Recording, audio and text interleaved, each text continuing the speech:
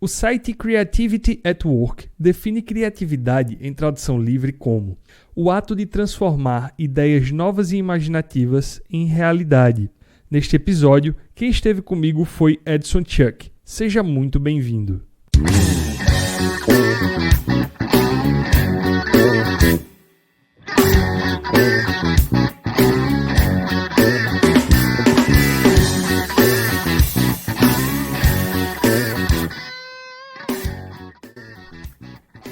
Neste perfil 240, eu conversei com Edson Chuck e exploramos uma série de questões relacionadas à criatividade. A vírgula sonora utilizada foi um pedaço da palestra do professor Charles Watson, professor do Parque Lage, no Rio de Janeiro. Este episódio só se tornou possível graças ao apoio da Casa O Ferrageiro, que além dos melhores produtos e do melhor atendimento técnico, apoia este projeto com o intuito de disseminar conhecimento. Fique confortável, que nós vamos começar.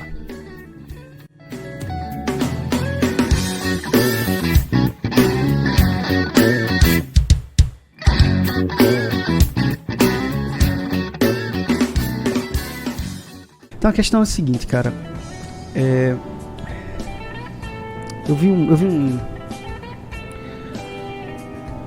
uma coisa que me motivou, assim, que me inspirou muito, é que eu venho estudando criatividade há muito tempo. Na verdade, eu sempre fui uma pessoa tida como criativa por várias... Eu vivo de criatividade há muito tempo, né? Vivo criativamente, né, em vários aspectos, assim, e vivo de criatividade há muito tempo. E eu vi um comercial do governo de Recife, que tem sido um grande vetor de desenvolvimento para Recife, o pensamento de criatividade e inovação, e eles fizeram uma propaganda que saiu um documentário sobre todo aquele polo industrial, de tecnologia e tudo mais, e eles usaram um termo assim, né, o preço de estar errado, de estar certo no tempo errado, né, porque muitas pessoas foram mal interpretadas naquele processo e tudo mais. E eu peguei isso pra mim. O preço que foi está certo no momento errado. Isso pra dizer que eu acho que agora é o grande momento pra se viver criativamente. Então a nossa conversa começa aqui mesmo, dizendo, ó, esse é um grande momento. Nunca se foi tão necessário, tão possível, tão fluido e tão lucrativo ser criativo como hoje. Massa. Essa é uma grande questão.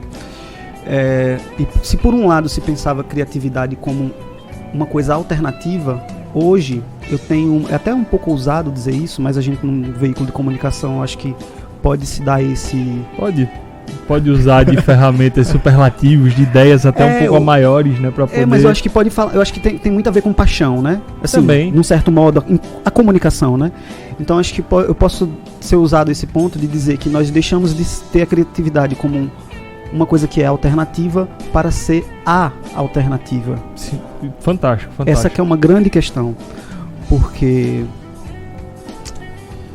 a gente está diante de um grande desafio, assim, né? A gente tem crises generalizadas de propósito, de respostas mesmo, assim, né? Em todos os setores, em todas as dimensões da atuação humana, né? Nós temos problemas sistêmicos.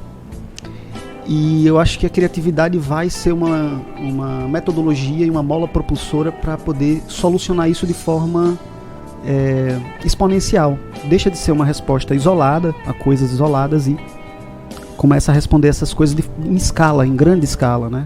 Como é que resolve coisas em grande escala? Por exemplo, se a gente for olhar aqui, a exemplo da tecnologia, né? Assim, que lida com criatividade de ponta a ponta, né? Assim, Todas as soluções, elas precisam ser muito inusitadas, né? Porque sim, você empaca em alguns problemas que a gente vê. Eu gosto muito de computador, então assim, eu lembro que ali, você deve lembrar porque tinha umas propagandas muito legais da época do Pentium 4. Sim, nossa, eu queria muito. Foi aquele estouro, e o Pentium 4 era um processador de computador incrível, que fazia, que só ele fazia, que era muito rápido e tal. E naquele momento, fisicamente falando, a gente chegou no limite muito próximo do que um processador baseado em silício podia chegar. Sim. Que era ali numa média de 4 GHz, né? De 4.000 Hz de frequência. E então, teoricamente, ali seria o ápice, né? A gente não poderia passar dali. Massa. E aí, o que é que a galera fez. Tá, a gente tá preso no que um processador pode fazer a essa velocidade, põe mais processadores dentro do núcleo de processamento.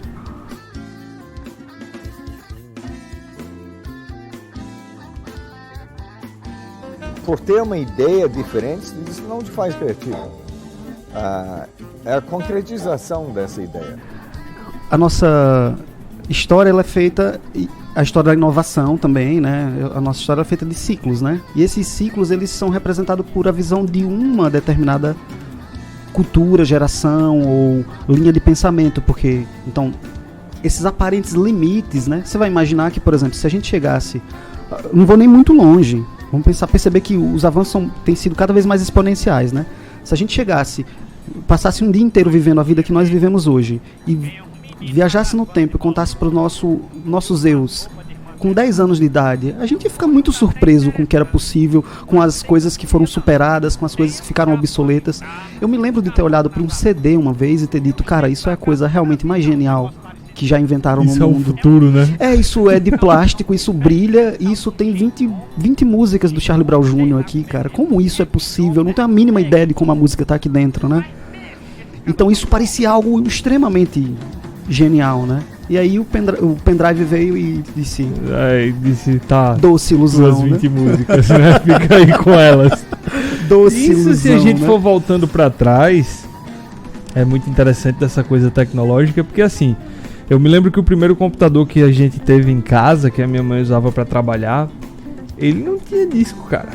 Ele tinha disquetes. Tinha o grandão, que tinha uma capacidade muito ruim. Sim, muito restritíssima. E tinha o disquete normal, que tinha acho que 2.4 mega. A parada não conseguia armazenar uma música de Charlie Brown Jr. Isso que eu ia dizer agora. Um amigo uma vez me passou uma música do Silverchair, na época, eram quatro disquetes para uma música, vinha compartimentada, essas coisas, né? Mas aí por que a gente tá falando de tecnologia num papo sobre criatividade? É porque isso também é outra percepção que eu fiz ao longo dos anos, é que a arte sempre antecede a ciência. Por uma questão até óbvia de que no campo etéreo da imaginação, ele não tem compromisso com a realidade, com a aplicabilidade daquilo, com leis muito rígidas da física, química, matemática e todas as ciências ditas lineares e mais cartesianas ou mais, enfim. Um exemplo disso é que nós vimos Ash, eu imagino que a gente tenha mais ou menos a mesma idade, nós vimos no Pokémon Ash falando com o professor Carvalho por uma telecomunicação, e a gente achava aquilo, uau, que fantástico. Que fantástico, impensável. Isso eu vou ver quando eu tiver velhinho, né? Nossos pais viram isso na década de 70 com Flash Gordon. Então, as gerações passaram assistindo coisas desse tipo e aquilo foi absorvendo até que alguém levou isso para o campo da ciência aplicada, né? E aquilo foi ter vida, né? Quando você vai ver experimentos os esboços e os achados dos estudos do Leonardo da Vinci, boa parte das coisas que são atribuídas hoje como tecnológicas, como um helicóptero, tanque, e tantas outras coisas no campo da ciência e várias coisas, já tinham sido rascunhadas por ele, né? Então isso é um vestígio de que a arte antecede a ciência. E até porque você precisa vislumbrar algo muito maior para você desenhar o caminho para chegar lá, né? Isso. Então, como eu falei da história do processador, você tinha ali um limite e alguém olhou e fez, tá, a gente pode usar mais disso. Pode conectar essas coisas, essas coisas. Isso. E aí eu acho que é nesse ponto que vai chegar a habilidade que eu quero falar sobre visão sistêmica, que nós perdemos a visão sistêmica, porque nossa formação ela vem de uma visão muito linear, né? Uma formação muito linear, a gente aprende a coisas isoladas, aquela coisa do Fordismo, que tem um lugar, né? Por exemplo, você tem um lugar. Existe. Tem um lugar, tem uma eficiência para isso. Eu acho que a gente vai precisar de complementar. Isso não é sobre uma coisa em detrimento da outra. É só porque um avião não voa com uma asa só, né? Então a gente vai precisar equilibrar e desenvolver a criatividade. O primeiro ponto é reconhecer a criatividade como inteligência, como uma habilidade, como uma coisa que, ainda que seja um tanto quanto subjetiva, ligada ao campo emocional, à intuição, coisas que são tanto quanto não muito metrificáveis, coisas que são um pouco ainda uma grande incógnita para os nossos parâmetros de aferir sucesso, de aferir habilidades, né? Por exemplo, como é que você faz uma prova de criatividade? É uma coisa muito impensada, né? Então, a gente vai precisar confiar um pouco nisso, de que é um processo intuitivo de fato. Por exemplo, você tem uma ideia. Aí desse reconhecimento, a gente vai poder ir para outro passo, que é nutrir, que é estimular, que é valorizar, que é quantificar. As pessoas vão ter trabalho. Acho que o futuro, as pessoas vão trabalhar com criatividade, com conectar coisas, né? Aí, enfim, tem várias coisas nesse sentido, assim. Mas eu acho que o primeiro passo é reconhecer a criatividade como uma grande ferramenta. Que eu acredito que dentro do que a gente vive e está em mudança, né? Sim. Acho que a gente tem questionado muita coisa, Sim. principalmente nos últimos 15 anos para cá. Sim. Mas nós temos um costume meio feio de matar, né? Essa criatividade. Sim, muito. Porque eu acho que não existe criança que não nasça muito criativa, né? Sim. É fantástico que aquela coisa, eu me lembro das minhas coisas que eu desenhava que não faziam sentido, entre aspas, mas na minha cabeça aquilo ali Sim. tinha uma lógica, um porquê, uma estrutura. Sim. E servia pra alguma coisa, os desenhos nada a ver. Sabe um negócio, por exemplo, uma coisa que eu tava pensando sobre o arquétipo, né? Assim, como a serviço de que tá a nossa criatividade também, eu acho, inclusive nesse campo da imaginação, né?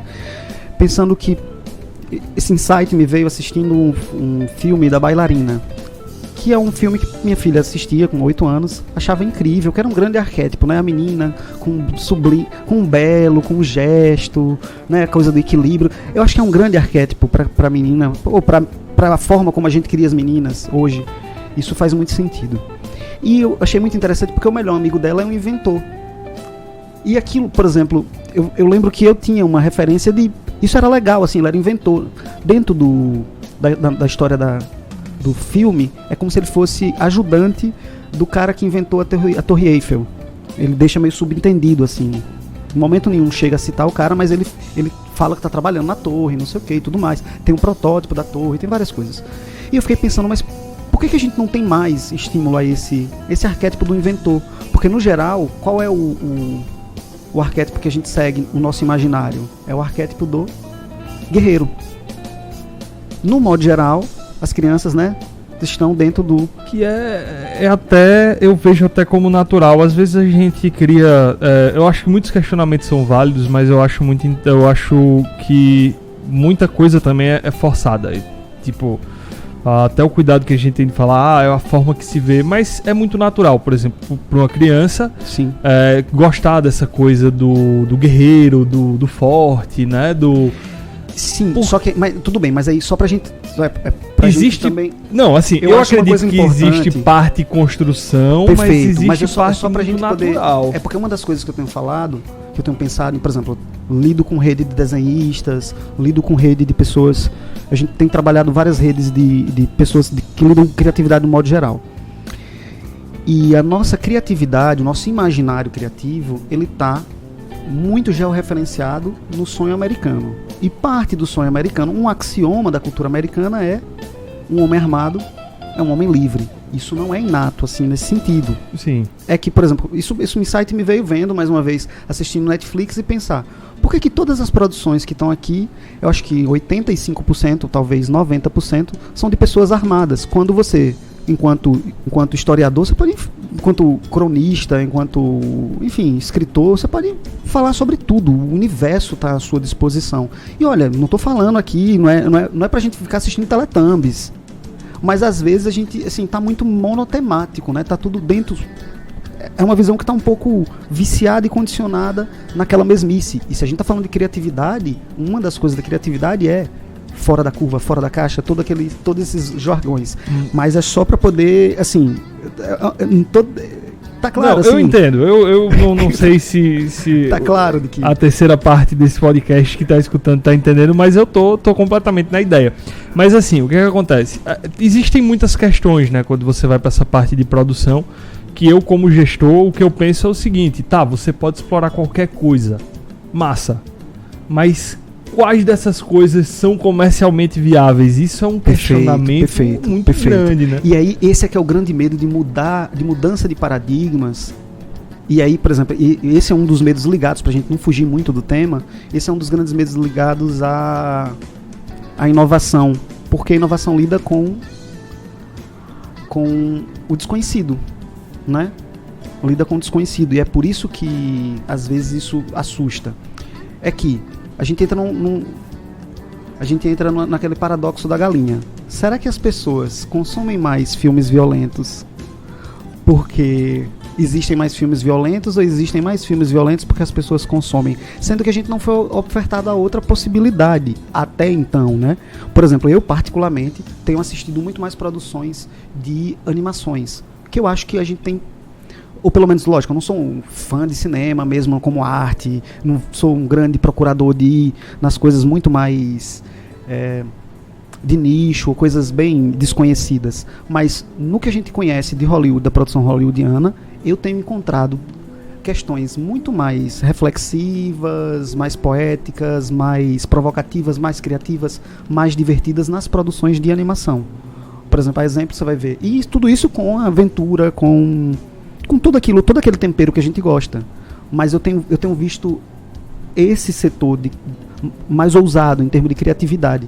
Talvez porque já vem de um cultivo onde as pessoas começaram a gostar disso. É mais prático produzir coisas.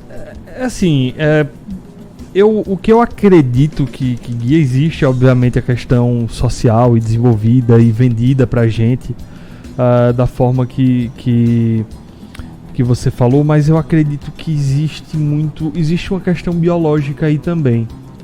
Sim, eu acredito muito nisso, principalmente depois eu estava lendo sobre uns artigos onde eles pegaram chimpanzés, que eu acho sempre fantástico quando pega chimpanzé, porque não dá pra você chegar, tá muito perto da gente, né, geneticamente, e não dá pra você jogar a ideia no ouvido do chimpanzé do que você pensa. Sim. Eram chimpanzés eram pequenos, né, eram filhotes de chimpanzé, e era muito parecido com a forma de diversão que os bebês chimpanzés tinham com que as crianças têm. Então, os machos brincavam muito dessa coisa de lutinha, de conquista, e as fêmeas brincavam de simular realmente uma maternidade, essa coisa toda, o que mostra que, sim, existe um fator biológico, o que não nos impede de questioná-lo. Eu sempre falo isso, existe um fator genético. Mas então você quer dizer que tem que ser assim pro resto da vida? Não tem que ser assim pro resto da vida. A gente tem o dever de questionar. Eu acredito que nós estamos aqui para ser melhores, para evoluir. Então, mas assim, eu acho muito complicado você chegar e dizer, é culpa, deveria ser, que tal, porque primeiro, a indústria de cinema ela tem que se pagar. Isso é uma obrigação. Que é o que o pessoal faz. Se faz muito filme comercial. Claro, precisa ter dinheiro ali naquela máquina, né? Então você precisa encher milhões de salas de cinema pelo mundo para ver o Thanos. Não é porque é um filme que vai mudar a tua vida. É simplesmente porque é divertido. Né? Não é todo mundo que consegue aprender de forma tão específica. Nem todo mundo aprende igual. Tem gente que vai assistir um filme muito reflexivo e dorme. Isso não é culpa daquela pessoa, ela é burra, não. É porque ela não consegue absorver dessa forma, né? A minha colocação sobre isso é só pra gente poder ter uma reflexão, seria mais ou menos sobre a ética da sua criatividade, né? Por exemplo, que ideia a sua criatividade, no sentido, porque que ideia ela tá vendendo, que ideia ela tá passando, né? Exemplo, por exemplo, Thanos é uma coisa que me preocupa muito. Você pensar no seguinte, boa parte da população mundial foi ao cinema ver um cara que tomou de conta do poder do universo inteiro para destruir metade da vida. E fica uma pergunta, que se ele podia destruir metade da vida, ele poderia duplicar. Mas aí você tem a razão, né? Mas tu já pensou sobre isso, Tomás? É uma questão ética dele ali. Ele tava com poder absoluto. A gente tá assumindo o poder absoluto da manopla com todas as pedras. Com todas as pedras. Então, ao estalar os dedos, ele poderia aniquilar metade. Eu não entendi por que ele não poderia duplicar, por exemplo. Aí eu já acho... Será que tem alguma... Porque a grande questão ali é que é como se você pudesse não é como se você pudesse manipular a origem, porque a gente tem que lembrar o seguinte, que vida e tempo, eles partem de uma fonte e vão se multiplicando, se reproduzindo tal, até chegar ao ponto atual. Certo. Se você pode cortar, você pode chegar ali e dizer, ó, metade disso aqui que existia morreu, mas você não pode criar o que nunca existiu. Eu acho que tem muito disso também. Você acha que tem um pouco disso? Eu acredito que é parte da regra do universo. Seria a regra. Então a manopla não daria a ele essa capacidade de duplicar a quantidade de vidas. De reverter questões. Talvez de mudar o que aconteceu no caminho, mas não de criar coisas do nada, né? Não seria um poder absoluto de Deus, né? Digamos assim. Sim. Eu acho que... mas ainda, enfim... Mas, entende também o potencial... Acho que aí a gente retomando sobre o tema isso já colocou uma discussão amplamente filosófica aqui sobre um personagem especificamente fictício, absurdamente fictício. Então, pelo menos, eu acho que a gente não vai chegar, como todo bom papo filosófico, a gente não vai chegar exatamente num ponto X da questão. Mas aqui fica para quem está em casa escutando, quem está onde estiver escutando, de que há uma questão muito além do que se cria. Então há uma responsabilidade sobre que discurso você está vendendo, o que você está propagando, do que você está fazendo refletir, o que você está fazendo sentir, o que você está fazendo pensar e tudo mais. Então acho que todo esse passeio que nós fizemos sobre infinitos potenciais, a gente poderia passar o resto da vida aqui falando isso, eu acho que fica isso. Afinal de contas, a serviço de quê? Da tua criatividade. É uma provocação que eu tenho feito com os artistas que eu conheço.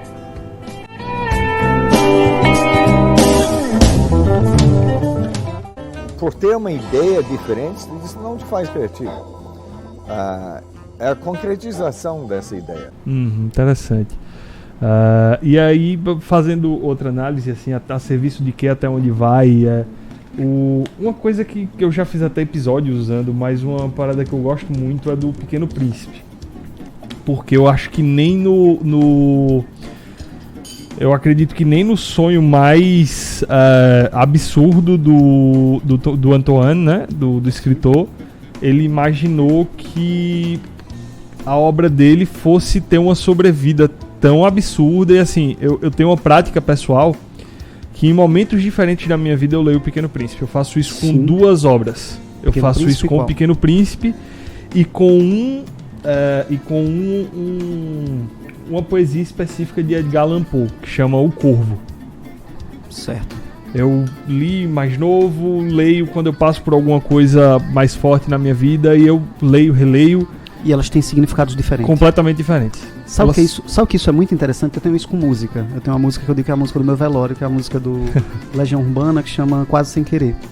Toda vez que eu escuto, ela tem um significado diferente e em qualquer momento da vida ela se encaixa. E eu acho que isso é também uma coisa bem interessante que a gente está perdendo, que não é só a contemplação do belo, mas a contemplação do subjetivo, porque há uma fresta aí de significado que você preenche com seu contexto, com aquilo que você está atribuindo àquela questão. É quase como uma ritualística, como você fez, né? Sim. E a gente tem perdido cada vez mais, ou pelo menos em grande escala, essa habilidade de contemplar o belo. As coisas estão muito fechadas. Eu acho que parte do problema da música de massa hoje é isso. Não vou nem colocar um juízo de valor de melhor ou pior, mas é que as coisas são muito restritas e é por isso que elas são descartáveis. Por isso que uma música de 2 anos atrás, da maioria dos artistas, não faz o menor sentido, porque ela é perecível. Ela morre muito rápido, né? E quando você para analisar grandes obras, se você pegar, vamos realmente muito atrás, né? Sim. Quando na música clássica, que a gente tá falando aí de 200 anos, às vezes até mais, né?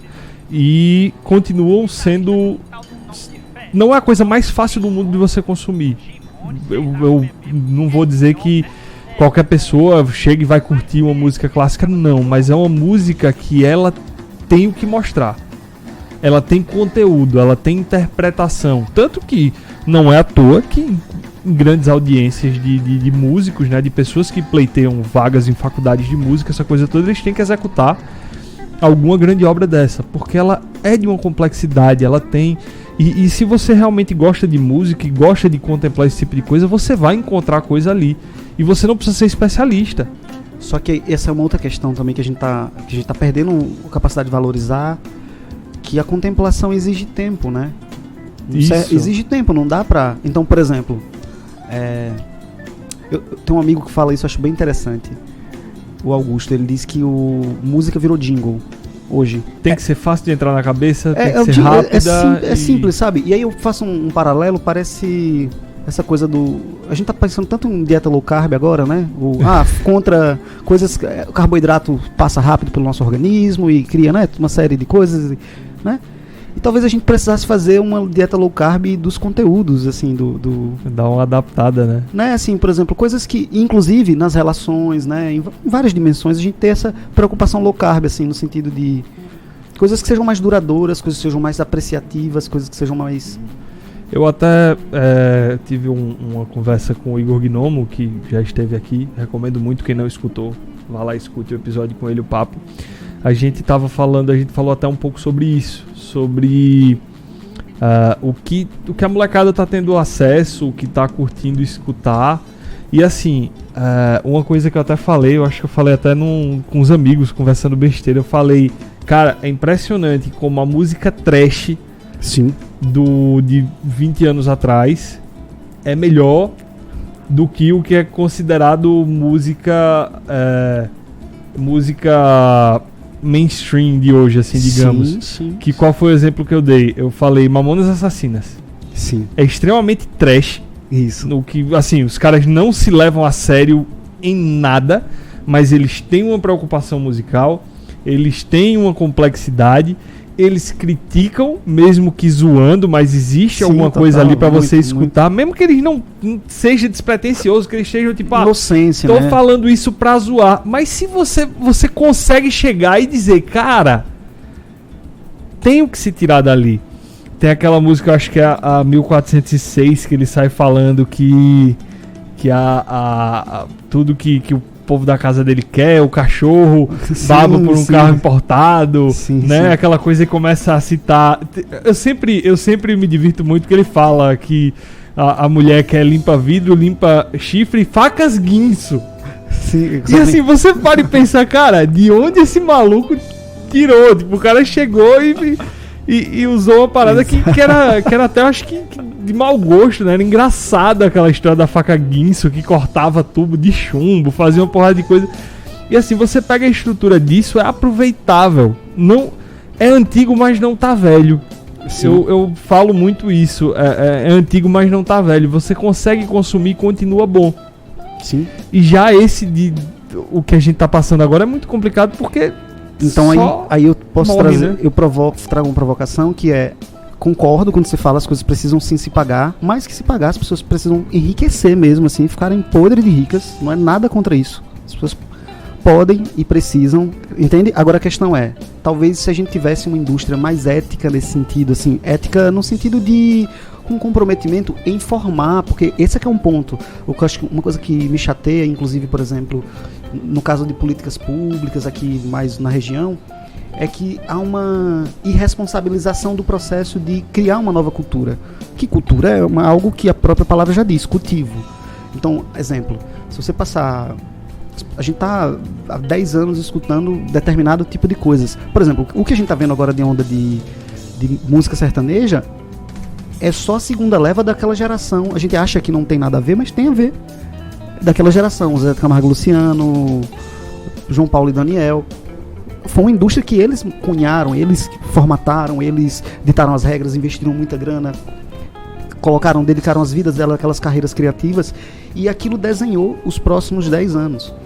Então, talvez o que nos falte hoje é a ousadia e os métodos, que só a ousadia não dá conta, mas os métodos, os meios hábeis e até as inteligências e os recursos necessários para fazer uma indústria que pense mais nisso, que pense de fato assim, ok, eu vou ficar super rico, eu vou realmente expandir, criar grandes redes e tudo mais, mas a qualidade ou a qualidade é sempre X, né? A qualidade é sempre uma...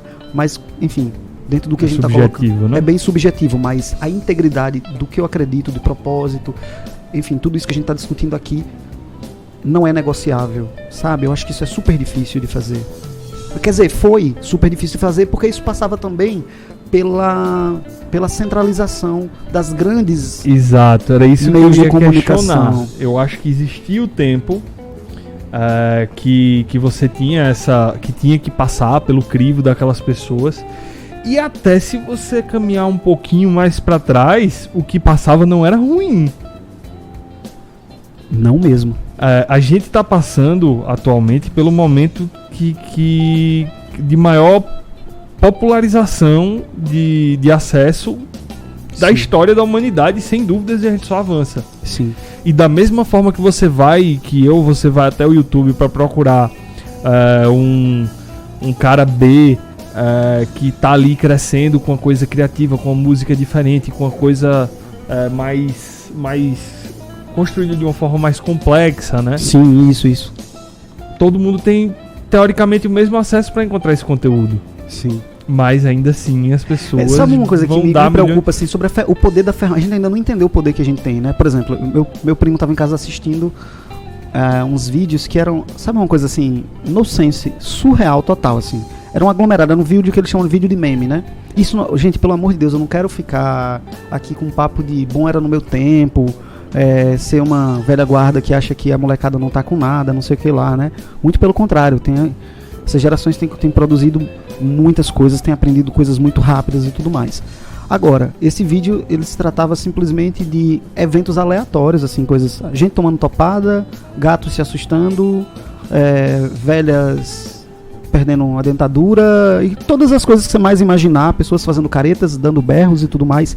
E tudo a evolução das videocassetadas do final do videocassetada tinha ciclo, porque assim, a coisa tinha um começo, um meio e um fim. Ainda que 10 segundos, 30 segundos. Você não tem noção do que eu tô falando. Tô falando de pegar várias coisas, flash, né? Flashes, algo muito desfragmentado, assim, em termos de narrativa.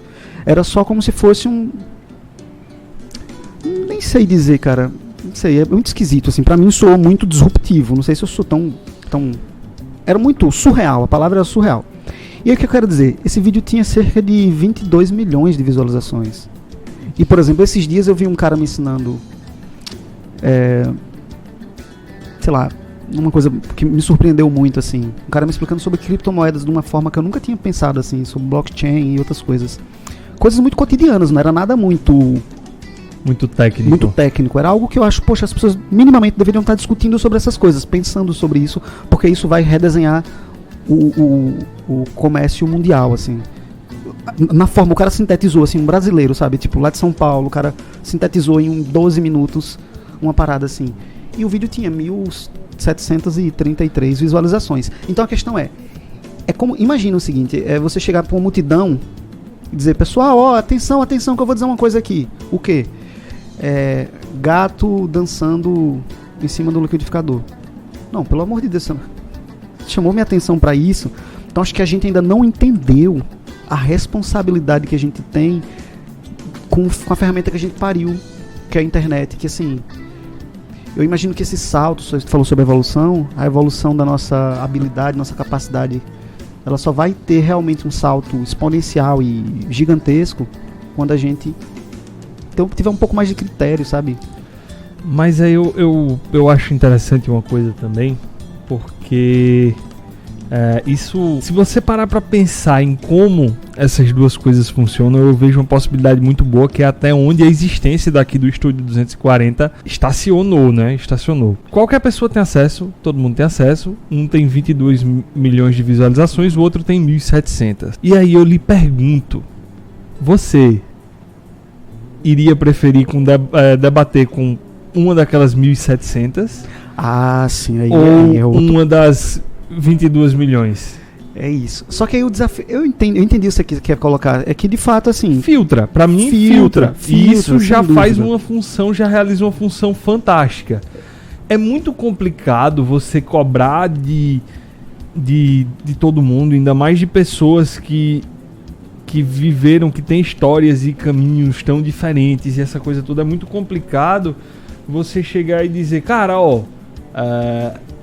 isso aqui lhe faz bem, lhe faz crescer, lhe faz evoluir, mas você, até onde o cara quer, tá disposto? Também, eu acho que esse é um desafio, não fazer um olhar colonizador, né, de dizer, olhar pro meu primo e dizer, isso não é bom pra você, bom é aquilo que eu gosto, né. Eu tenho tomado esse cuidado. Agora, por exemplo, eu também faço esse olhar com um olhar também mais amplo para aquela ação, né? Por exemplo, eu percebi que a gente tem falado que nossas crianças tem perdido a capacidade de foco, capacidade de concentração e tantas coisas mais. Mas imagina, por exemplo, eu tô lendo um livro que chama Gerações Superficiais, o que a internet tem feito com os nossos cérebros. É um estudo em neurociência sobre... O próprio título é bem autoexplicativo, né? Mas de fato, e uma das coisas que se percebeu é que a gente perdeu justamente parte do pensamento verticalizado. A gente tem uma coisa muito superficializada que, diga-se de passagem, é muito semelhante à experiência que a gente tem com a timeline. E isso tem modificado a nossa estrutura neural de fato, assim, só pra gente começar a entender o impacto. Então, por exemplo, uma criança que passa horas, muitas horas, assistindo um vídeo que não tem uma narrativa linear, uma lógica, não é sobre rir, não é sobre ser idiota, não é sobre nada disso, tá sendo colocado em xeque. Eu acho que tudo isso é válido, tudo isso tem um lugar, a gente adora se divertir e acha isso incrível. Agora, o problema é a falta de linearidade, porque isso impacta diretamente a capacidade da pessoa de criar pensamentos concisos, narrativas, enfim, uma percepção, né? Isso é como que fragmentasse toda a capacidade da pessoa de gerar, enfim, entende? Entendi. Muito doido isso. Mas é porque assim, como eu falei, é muito complicado você criar certos questionamentos e tal, porque cada um tem uma vida, tem uma história, tem um caminho, e não é que eu acho que eu não vou também dizer, porque eu acho que cada pessoa tem que ter seu próprio caminho de desenvolvimento. Não. Para você crescer, desenvolver e ser útil, você tem que consumir alguma coisa útil, você tem que ser produtivo, você tem que se alimentar. Mas aí onde é que eu volto nessa questão? Talvez aquela pessoa não queira. Sim. E pra mim, lógico, é um direito, exerce, inclusive um direito dela. O direito dela de não querer se desenvolver. Não. Até é interessante porque como igual, por exemplo, a galera que chama a gente pra fazer exercício físico, eu falo, mano, não vou, cara, deixa eu ir, tô de boa, cara. Justamente. É tipo isso. Mas você não vai... você vai morrer mais cedo. Eu vou encarar, né? Vou encarar, tu também. Essa dificuldade mais na frente. Sobre morrer, a gente tá no mesmo incógnita, porque pode ser que tu malhe pra caramba aí, vem um carro de atropelo e mate, né? Mata tu tão crossfiteiro aí, né? Justamente. Então, assim, eu acho que é muito importante ter esse respeito pelo indivíduo que simplesmente não quer. E é interessante que se nós, como brasileiros, formos questionar, é muito doido, pelo menos pra mim, até eu entender um pouco da realidade da galera, era o do europeu que simplesmente terminava o ensino médio e ia pra vida. Eu fazia, cara, mas vai ser mais difícil... Porque aqui, né, você não...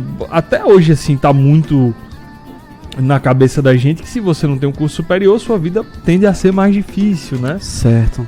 Hoje eu não acredito mais tanto nisso. Eu vejo que se você tiver uma capacidade boa, produtiva, você vai prosperar. Mas existem pessoas que nem sequer querem ter essa capacidade produtiva a mais e nem querem ter uma situação de vida mais acima. Foi o que eu aprendi com o europeu. Tem europeu que vive a vida dele, estuda lá, quando pode estar em idade de ir para trabalhar, ele cai em campo, vai trabalhar ali, vai fazer um serviço mais básico, ser caixa de supermercado, alguma coisa, porque isso dá dinheiro suficiente para ele ter a casa dele, para ele manter os hobbies dele, manter a família. Aquela pirâmide qual é o nome do cara que fez aquela pirâmide sobre a pirâmide de Maslow, né? De Maslow, né? Suprir toda a parte da pirâmide, viajar uma vez no ano e para ele tá top, tá bacana. Eu acho que isso é um ponto também, porque assim, eu acho que você colocou uma coisa interessante, que é sobre como a gente tem uma sensação de contentamento também, sabe, cara? Porque eu acho que essa coisa também, lógico, as pessoas podem desenvolver-se, podem tudo. Agora também, por outro lado, eu acho que a gente tá vivendo uma febre muito grande de buraco sem fundo, sabe? Você conhece um cara que ele tá fazendo graduação. Aí você conhece... e agora? Tá massa? Não, vou fazer um mestrado. Aí ele faz um doutorado. Aí ele abre outra aba. Se ele não conseguir subir mais, né?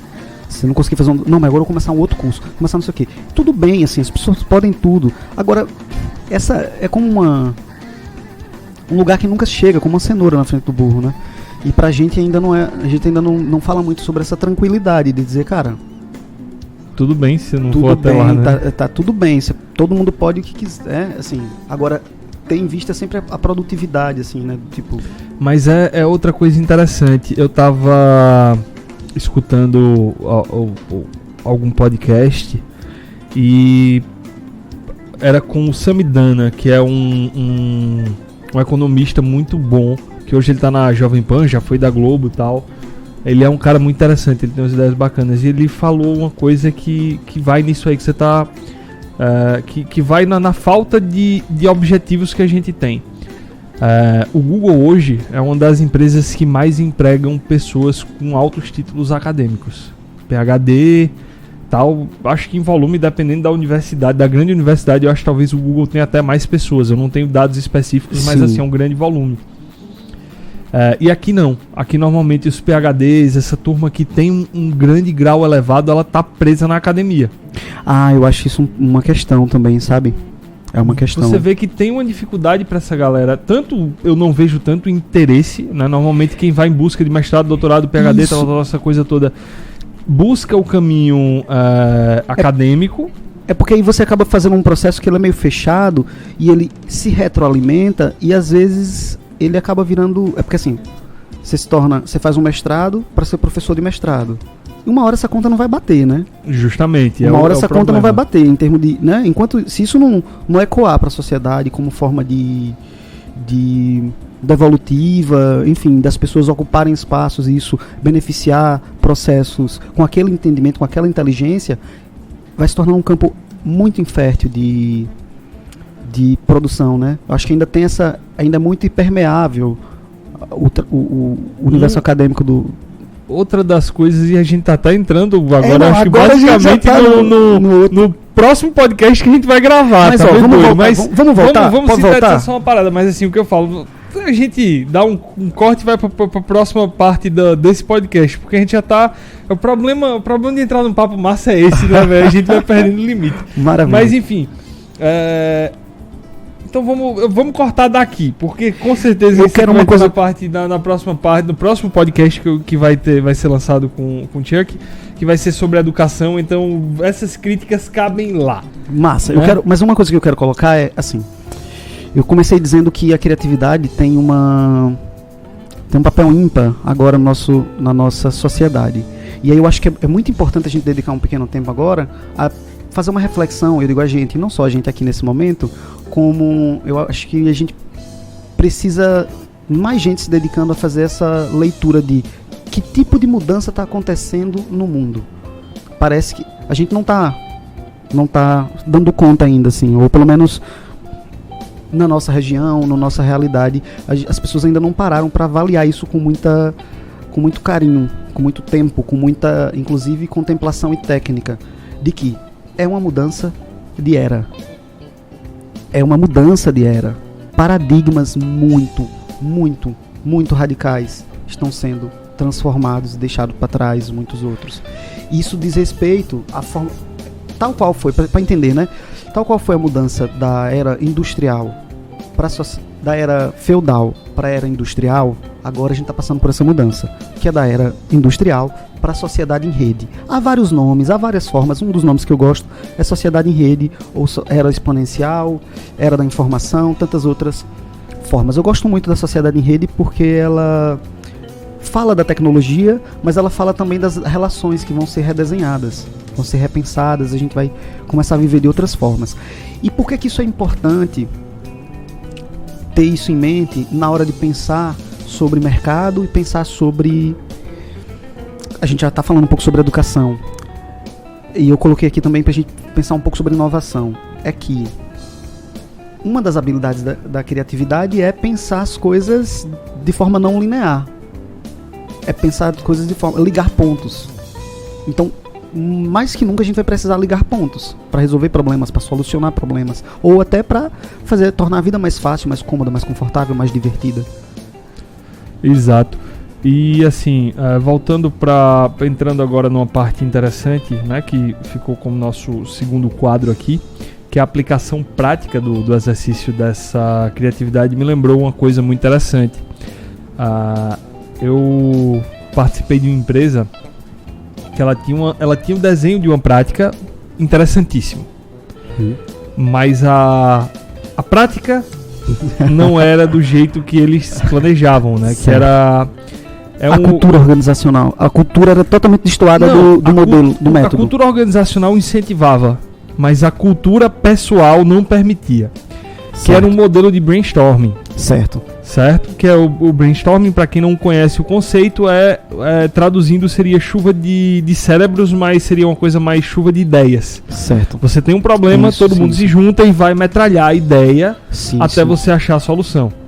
E existem, entre aspas, porque você tem 1 milhão de interpretações e formas, mas existem 2 formas mais objetivas que são utilizadas. Que é o brainstorming mais objetivo, mais pé no chão, que diz, não, a gente vai discutir soluções sérias e daqui a gente vai resolver o problema. E existe um brainstorming mais aberto, que ele diz, fale qualquer coisa que você pensar e vier na sua cabeça. Aí você vai pensar, mas pô, vai avacalhar, vai vir coisa lúdica pra caramba. Sim. Vai. Mas nada impede que o lúdico seja adaptado ao mundo real. E talvez, inclusive, a possibilidade de dentre 10 absurdos, ou 20, ou 100 absurdos, vir algo que seja realmente... E basta um. Então, é isso que eu ia dizer. Aquela coisa que seja realmente um grande novo direcionamento de olhar sobre aquela questão, sobre aquele tema. E não é difícil.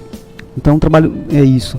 Sim, mas aí você não tinha essa vivência. Isso tava na teoria, mas... Eles diziam que existia na teoria, mas as pessoas não se permitiam. Ah, mas é porque isso é muito difícil, porque isso está apoiado por várias coisas, né? A hierarquização das relações, né? Ai, meu Deus, o que é que vão pensar de mim, né? Daqui a pouco, nesse momento de no sense, depois fecha isso numa caixinha e eu vou ser julgado pelos outros parâmetros, né?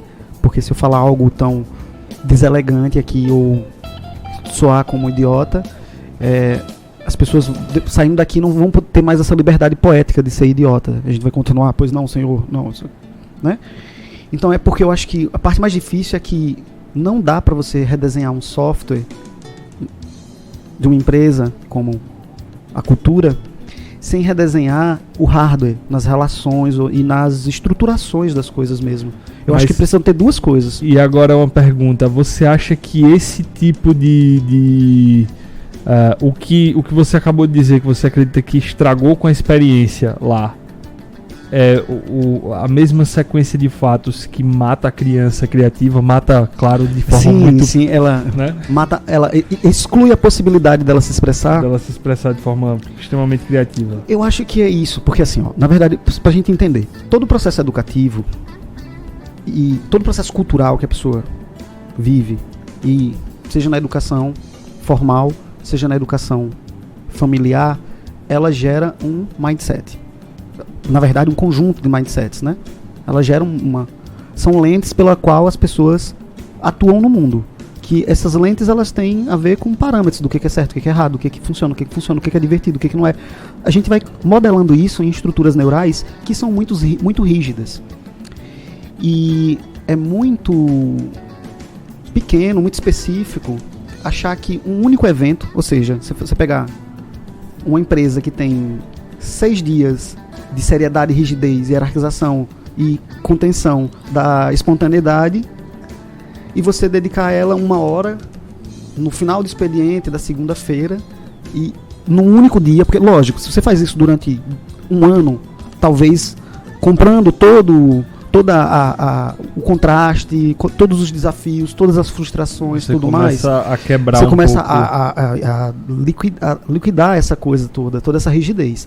Aí você consegue implementar uma nova cultura, de uma nova metodologia, e aí eu acho que não é que seja impossível, só precisa só entender que é uma nova metodologia, e isso requer a mesma seriedade de aplicação, porque às vezes eu acho que esse é um problema também quando a gente vai inovar, sabe, sei lá, eu te passo uma dieta, um exemplo, né, e aí você faz uma vez, aí fala, não, olha, não funcionou, não, aí me conta, a tua desdieta, né, ela tá atuando no teu corpo há quanto tempo, né, há 2 anos comendo porcaria, você vai comer um dia e achar que aquilo... coisa mude, não, tudo é construção, né? Então é uma construção. Aí talvez o que falta também seja coragem, porque a gente não tem muita, também eu entendo que não tem muito estímulo para, por exemplo, nossa academia não formou profissionais de gestão com esse olhar lúdico e eficiente, porque lógico, assim, tudo bem, você pode vir aqui brincar, assim, com um olhar mais grosseiro, assim, né? Você pode vir brincar, você pode pintar tudo, você pode fazer o que você quiser.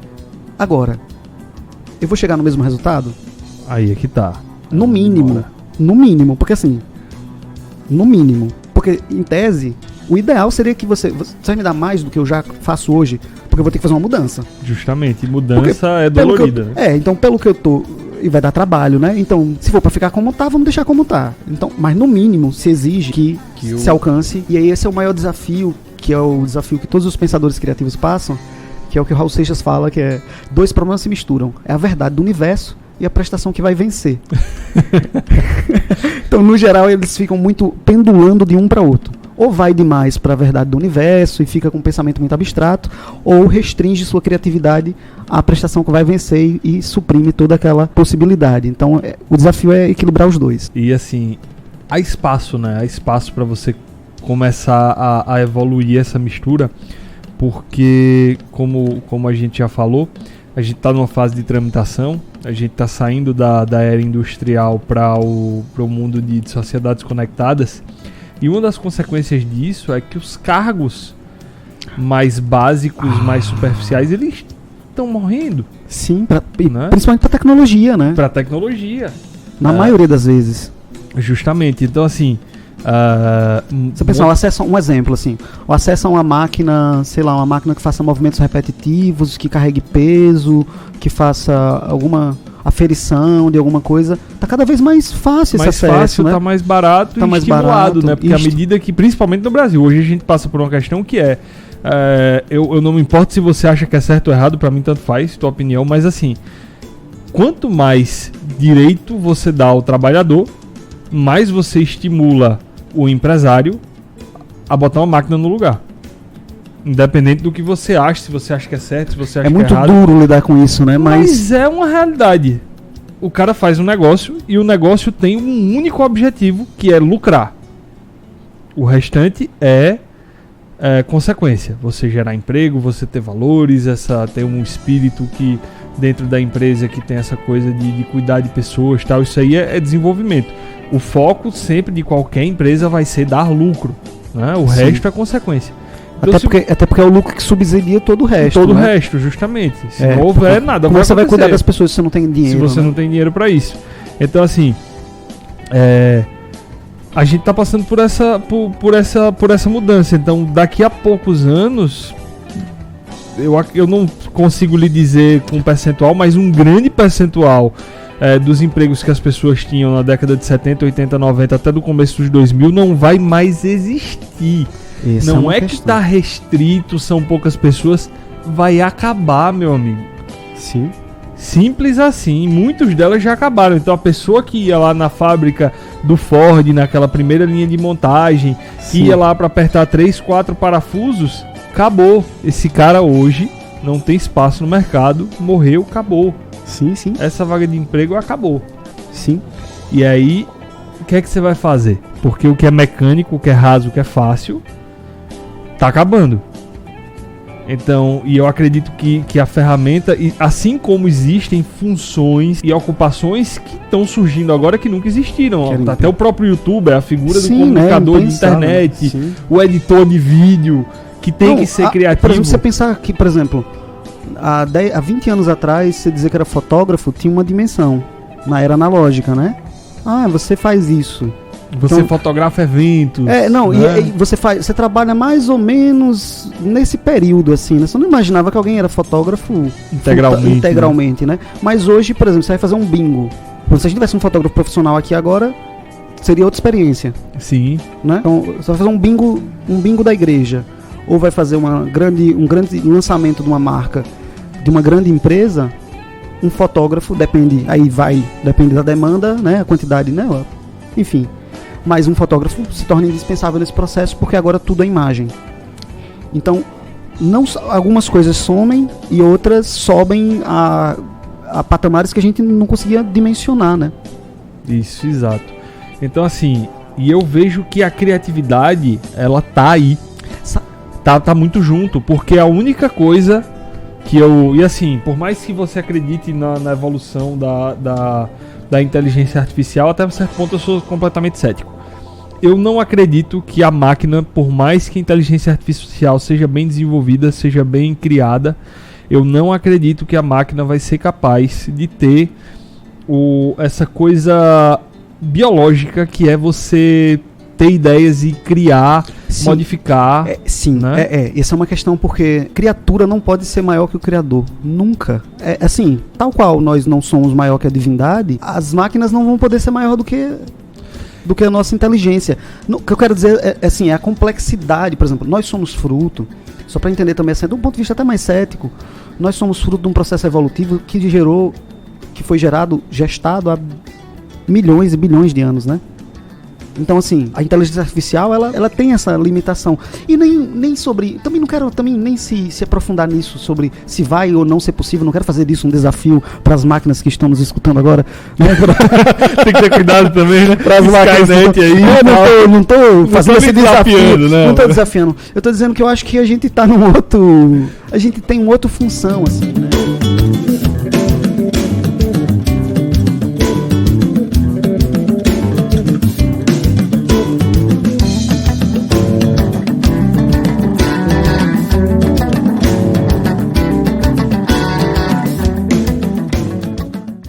Por ter uma ideia diferente, isso não te faz criativo. É a concretização dessa ideia. Agora, para colocar em escala, se a gente está fazendo essa ousadia de resolver parte do problema da humanidade aqui nesse podcast, é que eu acho que a gente tem duas questões. Uma é se a gente vai aprender a lidar com a simplicidade das coisas, né? No sentido de aprender a contemplar boas coisas, assim. Né? Porque assim, tá todo mundo querendo chegar no topo. Você vai perguntar pras pessoas, né? O que você vai fazer? Não, eu vou pro topo. Eu digo, bicho, pensa no seguinte, ó, lembra que o topo é uma pirâmide, né? Não cabe muita gente lá em cima. Não cabe muita gente. Pra ir pro topo. Aí tu chega, daqui a pouco o nego te puxa e tudo mais. E a vai gente ter que ter alguém no teu lugar. E a gente vai entrando nesse processo. Então lidar com essa simplicidade, que tem a ver também com lidar com o ócio. No sentido de, a longo prazo, será que a gente conseguiria... Que ousadia eu vou falar aqui, viu? Será que a gente conseguiria viver uma vida, por exemplo, onde nem todo mundo trabalhasse? Ó que doideira. Sabe uma coisa que é assustadora, por exemplo? Você pode vir de uma empresa, de uma família muito rica. Ainda que você tenha subsídio, por exemplo, você tem um filho e você tem condições de bancar ele pelas próximas 2 décadas. Filhos até outras gerações, né? Pra ser mais... Mas se ele olhar e disser, olha, eu não quero trabalhar propriamente. Eu queria ajudar em casa, assim, sei lá, cuidar de vocês, assim, sabe? Mesmo, genuinamente, assim, não é ficar em casa coçando o saco, jogando videogame. Mas olha, eu queria cuidar da casa, assim, não queria contratar ninguém pra... Eu acho importante aqui cuidar do jardim, vou fazer a comida pra vocês, uma comida... E aí ele pode se tornar muito bom nisso. Imagina isso aqui, ó. Todo pai e mãe, eu tô fazendo aquela estruturinhazinha assim, ó. Pai e mãe saem pra cozinhar, pra trabalhar, ou tocar a vida na empresa, no topo do mundo. E o sujeito ficou em casa, cuidando dos cachorros, numa vida muito amorosa ali, muito eficiente. Quantas pessoas você conhece que conseguem aceitar isso de forma bem tranquila? É muito complicado, É assustador pro nosso paradigma, assim, é impensável pro nosso paradigma. O que é que eu quero dizer com isso? É que nós chegamos num ponto de conforto e prosperidade. Essa é uma parada também que essa é a boa notícia dessa mudança de paradigma, é que a gente está conseguindo inclusive escalar essa qualidade de conforto, essa qualidade de... E nós ainda temos nossas células guardadas essa escassez, essa sensação de falta, de competição. Isso tem até estudos muito sérios sobre isso, de que nosso cérebro ainda acha que a gente está em perigo, a gente ainda está na selva, está fugindo, ainda está... sabe? Uhum. Então, encontrar esse lugar suave na nave vai ser um desafio no momento onde as coisas vão estar mais fáceis, a tecnologia vai estar... Aí a gente vai poder se descobrir, sabe? Tipo, o que é que você gosta de fazer de fato, sabe? Não é sobre a sua subsistência, isso tem é sobre o seu sentido, né? Hoje a gente pode estar aqui. Que é muito doido você parar pra pensar que isso aqui tem um valor comercial, que alguém...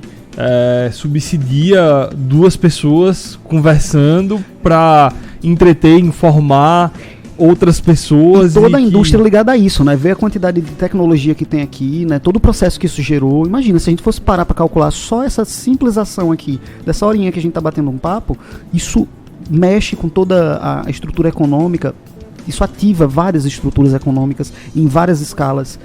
Então isso é a criatividade sendo um motor de desenvolvimento econômico. Exato.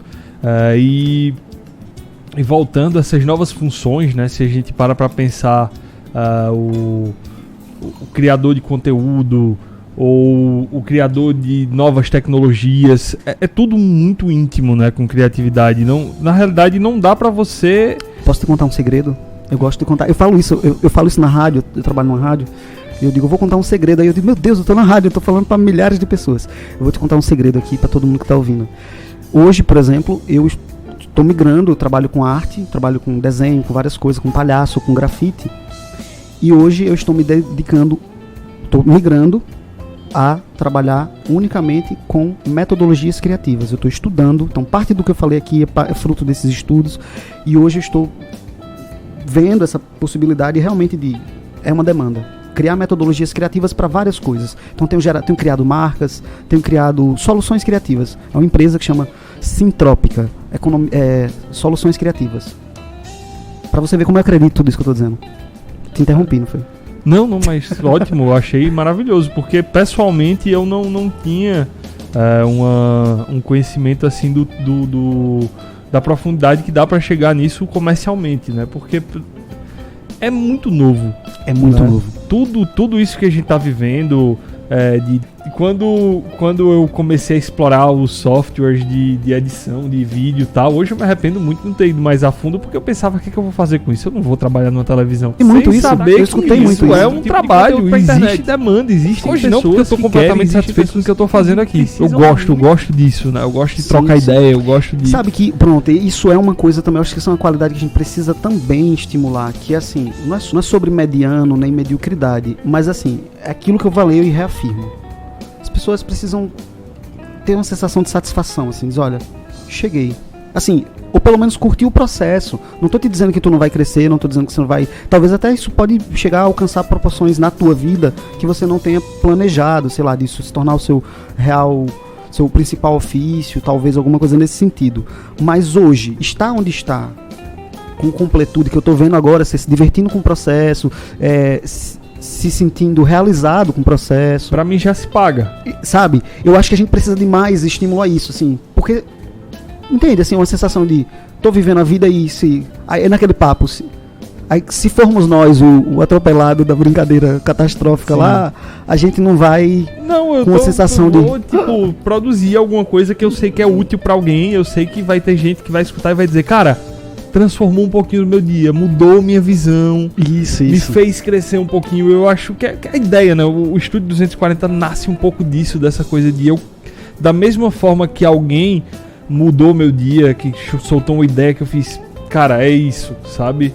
Que me deu um estalo, que mudou alguma coisa, eu quero ter o direito de ser isso, de produzir isso na vida de alguém, mesmo que não seja literalmente eu, mas seja uma ideia de Chuck ou alguma coisa de alguma outra pessoa que passou por aqui. Facilitar esse processo. Isso, proporcionar o encontro desses. Marcial falou uma coisa muito interessante, e todo mundo que entende um pouco de educação e que gosta um pouco de educação fala, ideia, informação e educação são as únicas coisas que quanto mais você compartilha, divide, mais ela aumenta, porque o processo vai e volta, retroalimenta isso. E é a coisa mais direta do mundo, não é aquela coisa que é um puta ciclo longo, que daqui a 10 anos você vai ver se retroalimentar, não, porque a gente, dessa conversa, agora você nós já sair somos com informação outra e já mudou. Isso. Entendeu? Então essa pra mim é a parte fantástica disso aqui.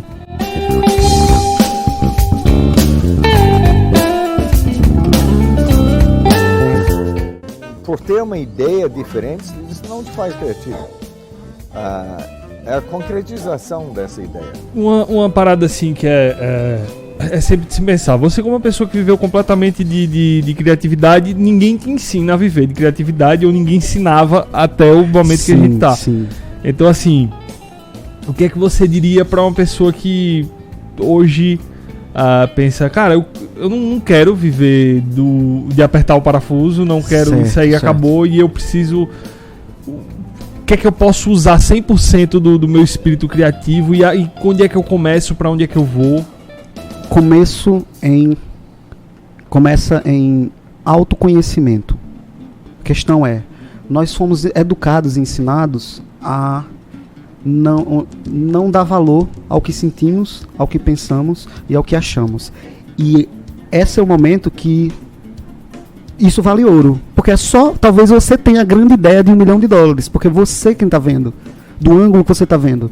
Todos os grandes gênios, eles chegaram ao topo do ápice das suas produções porque eles acreditaram em si. Não fraquejaram, não, né? Então, eu acho que esse é o primeiro passo. Autoconhecimento é o primeiro passo. Afinal de contas, o que é que me importa? Qual é que é o meu senso de propósito? O que é que me toca? Isso não é algo rápido que acontece do dia para a noite, mas é uma jornada que eu garanto a você que vale muito a pena. Segundo ponto, eu acho que aí vem a parte mais metodológica. Eu acho que é ter experiências muito, muito, muito diversas. Sair da sua bolha, seja qual for a sua bolha. Inclusive se sua bolha for criativa. Porque, por exemplo, eu vou dizer pra você, eu aprendo mais, no meu caso, eu tô imerso, eu trabalho com rede de pessoas criativas. E aí, sair da curva pra mim é estar agora com você, que é uma pessoa altamente cartesiana. Pra mim, é o mesmo, sabe? Agora, porque eu vou entendendo o que me falta. É justamente o ponto cego que eu tenho é o raciocínio lógico, cartesiano, tal. Então, ter experiências muito diversas. E tem a ver também com o que você consome mesmo. Então, por exemplo, eu tenho uma sede incontrolável por conhecer coisas diversas, assim. Mesmo, assim. Então, eu converso com... Então, quando eu pego o Uber, eu converso com um cara e quero entender aquele mundo dele. Afinal de contas, né? Qual cidade você vive? Cara, me conta. Se eu pego um mototáxi, se eu vou num... Eu tô num... E aí eu sou o cara do rolê aleatório. Sabe aquele cara do... Sabe o cara do rolê gaúcho? Eu sou o Ronaldinho Gaúcho, cara, demais. Eu vou dizer pra tu, assim, eu acho que eu poderia fazer um livro só sobre isso. Tu desconhece o quão, assim, ó. Eu tô no rolê do... Eu tô em grupo do WhatsApp que você olha assim e fala, cara, não tem como, assim.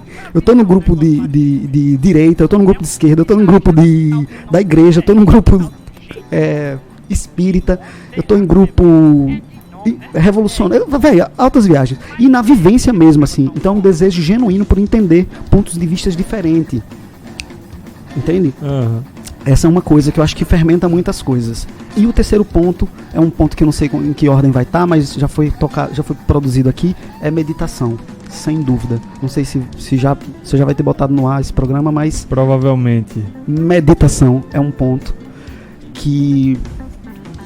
A meditação, ela vai trabalhar, é uma das coisas que eu tenho estudado muito e me dedicado muito tempo, ela vai preparar a tua mente para ter habilidades que são imprescindíveis para gestar toda essa criatividade, gestar e gerir toda essa criatividade que esses dois passos vão ter. Porque, ó, se você se conhece, você vai descobrir paixões que são muito...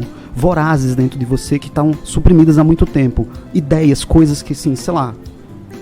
E não precisa ser também nada muito radical, assim, achar que é algo muito radical. Às vezes é algo dentro do campo que você já está mesmo, mas aquilo vai brotar com mais entusiasmo, com mais sentido, e vai exigir mais da tua energia vital.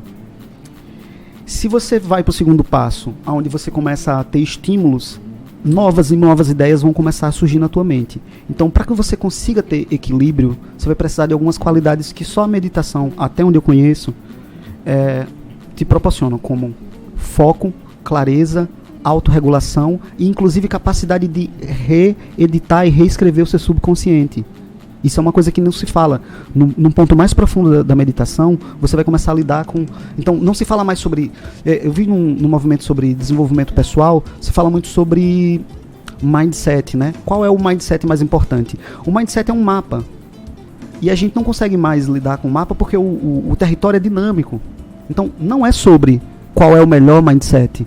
É como você consegue ter flexibilidade. Inclusive, uma das grandes descobertas da neurociência em torno da meditação foi a neuroplasticidade, a nossa capacidade de reaprender coisas, de refazer e redescrever hábitos, caminhos neurais mesmo, assim, ter uma flexibilidade. Então, e isso, abandonar crenças sobre o que é possível, sobre o que não é possível, coisas de carga emocional, né?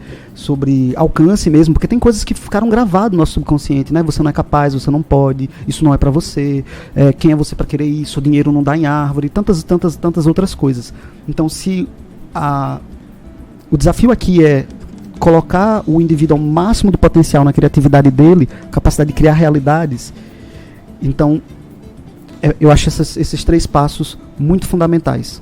Autoconhecimento, estímulos a experiências e conteúdos diversos e meditação.